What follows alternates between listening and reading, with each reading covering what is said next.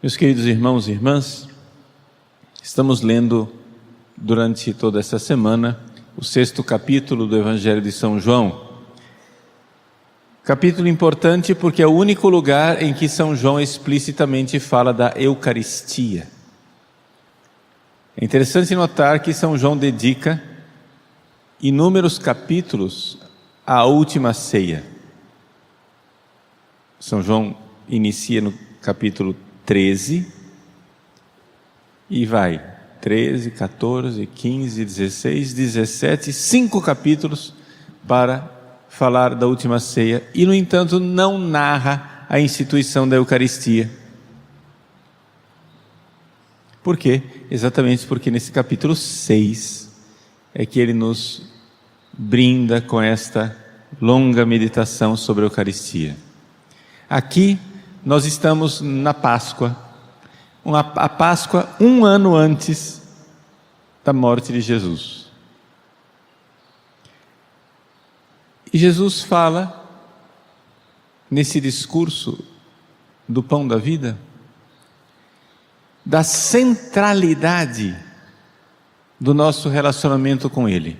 Se nós quisermos ser salvos, se nós quisermos ter a vida eterna, nós precisamos ir até Jesus. Vamos explicar melhor. Existem duas vidas. Uma coisa é a vida biológica, esta vida humana, esta vida normal, corriqueira que nós temos aqui nesse mundo. Esta vida, ela poderia ter uma certa felicidade. E de fato essa felicidade, ela nos foi dada lá no início, nos nossos primeiros pais, em Adão e Eva. Mas infelizmente a felicidade foi perdida e a Bíblia narra isto, narrando Adão e Eva sendo expulsos do paraíso. Para dizer que essa felicidade agora nos é inalcançável, a Sagrada Escritura diz que Deus colocou um querubim com uma espada na porta do paraíso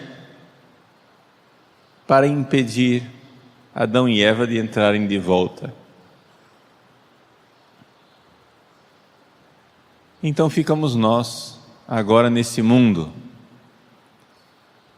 meio que vagando no deserto, e precisamos de uma outra vida.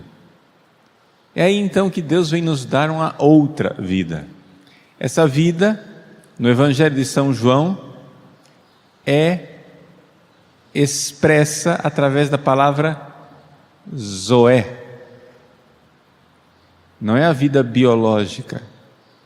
Zoé quer dizer vida de Deus, vida eterna, vida divina. Aquela vida da Trindade, aquela vida que o Pai, o Filho e o Espírito Santo vivem lá no céu. Então é importante nós notarmos que quando Jesus diz, eu sou o pão vivo, Ele não está falando aqui de um pão vivo como nós somos vivos aqui. Ele está falando de uma outra vida, a vida eterna. Esta vida eterna, ela é colocada em nós, ela é derramada em nós no dia do nosso batismo. Quando nós somos batizados, uma semente da vida eterna é plantada no nosso coração. Então, nós, batizados, em estado de graça, carregamos dentro de nós uma semente divina. Por esses dias nós vamos celebrar os 500 anos do descobrimento do Brasil e os 518 anos, né? 518 anos do descobrimento do Brasil e 518 anos da primeira missa no Brasil.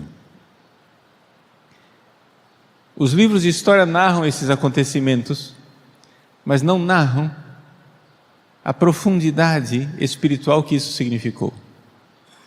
Quando o primeiro português pôs os pés nesta terra de Santa Cruz, pela primeira vez, alguém em estado de graça trouxe a semente eterna da vida eterna para o nosso país. E então, quando Frei Henrique de Coimbra armou o seu pequeno altar e celebrou missa em nosso chão, pela primeira vez o sacrifício da cruz foi celebrado sacramentalmente em nossa terra, e o pão da vida descido dos céus foi erguido nas mãos daquele frade para o espanto de toda a natureza que ali estava. Os índios que assistiram àquele acontecimento talvez não tenham alcançado a sua grandeza, mas pela primeira vez em nossas terras, a vida eterna começava a fazer parte de nossa vida.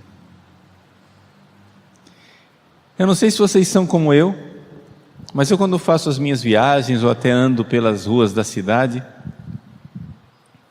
muitas vezes eu fico sem julgar ninguém, mas fico rezando pelas pessoas, dizendo quantas dessas pessoas estariam em estado de graça, e rezo por elas para que, se estão, perseverem, e se não estão, alcancem a graça. Quando alguém vem desconhecido, vem me cumprimentar, vem me beijar a mão em qualquer lugar, me vem uma alegria de saber, um católico, a graça de Deus está naquele coração. Que bom saber que tem ali uma probabilidade boa de que é alguém em estado de graça.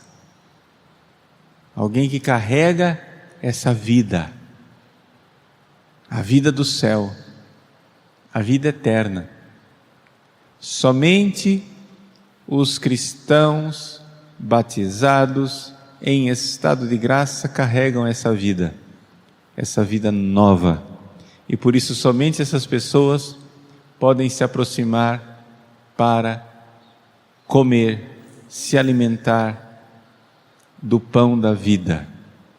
Mas Jesus gostaria que esse pão fosse para todos, porque Ele diz na conclusão do Evangelho de hoje, que o pão que eu darei é minha carne dada para a vida, aquela vida eterna do mundo inteiro.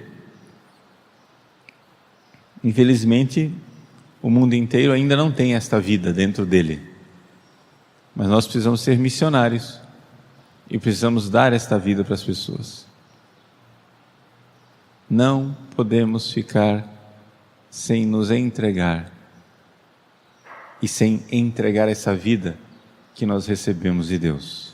Vamos então rezar por todos os nossos irmãos e irmãs afastados do estado de graça, afastados da Eucaristia, e também nós rezemos para que Deus nos dê perseverança de nos mantermos nesta vida fantástica que Ele nos deu, essa vida descida do céu.